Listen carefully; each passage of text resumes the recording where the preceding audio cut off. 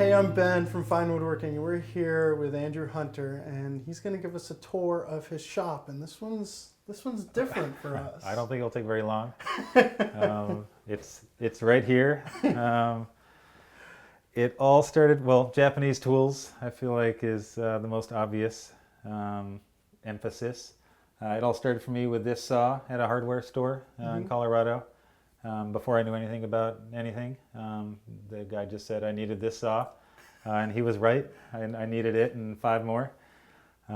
Slowly I've added them. Certainly I'm not a big tool buyer. I got that about 15 years ago and still using it, almost ground it away. These are my hand planes, 4 smoothers, and I use these rabbit planes, a matching pair, a lot for joinery. Really enjoy those. My chisels, when I was at the hardware store for that saw, they recommend the blue marble chisels. I bought those 20 years ago and haven't replaced them since. They're still kicking. Yeah, still kicking. I've got a few Japanese chisels, and to be honest, if I buy more chisels, they'll likely be Japanese. Yeah. I'm pretty hooked at this point. Marking gauges with double blades for joinery. This is really nice tool. These are scraping planes for conditioning the soles of my other planes. Do you not use that on furniture? Your planes? No, yeah. Everything? Yep, Okay. yep, for the most part. Interesting marking knives. Yeah, this here. Yeah. I must say I don't use marking knives a lot. I prefer a pencil line. Okay. And I feel like I get opposition for that, but I find I can go right to the line and split it, as opposed to a marking knife is bringing me to a specific spot. And sometimes I don't want to be in that spot. I want a joinery to be a little heavy or a little light, whether it's the male or female. So I prefer mostly a pencil, which this is a great tool to use with a pencil. It's a Veritas sliding gauge. Setting depths, marking out, joinery with a pencil. I have 3 pencils. I have my fat pencil, I have my medium pencil, and for the most part I use this mechanical pencil. And again, I'm splitting lines or leaving lines, and this really... Tell us about this little scrap of leather over there. Sure. This is Camila oil. Little bottle of oil. It's a really light oil, almost water soluble, so I can get it near my stones, sharpening stones, and it won't ruin them, which are water stones. So I just soak this in that oil, and after using a plane or a saw, I'll just clean it up so they don't rust, and just to keep them nice and clean, because I love my tools. Yeah. What do you have down here? Oh, these are some very traditional Japanese tools I don't use very often in my furniture, but I couldn't resist. They're too special and beautiful. This is an adze. Yeah. Curved shell. This is actually trained. Trained I was well wondering green. if they just happened to find a trained well green. You can see the strap marks, and then cut and dried to stay in that position. And it's used as a Western adze is. Same with the axe. They're very blade heavy, which has a nice balance to them. The hammers too. I have a couple of hammers. They're very dense, very metal heavy, end heavy. They have a nice balance to them. Laminated steel, like everything else. There's your other extremely Japanese item. This ink line. I must say I probably use my Stabila level as a straight edge more often than this, but again, a very traditional tool, and I felt like I couldn't be a Japanese woodworker with that one.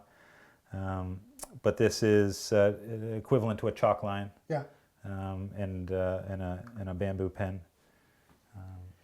Let's. I was very intrigued by your workbench here, and it's really just 3 beams, if you will. Yeah. Three beams on a pair of stout sawhorses. Again, this is fairly traditional. Other than working on the floor, if they had a bench, it would be sawhorses. They being in Japan, traditionally anyway.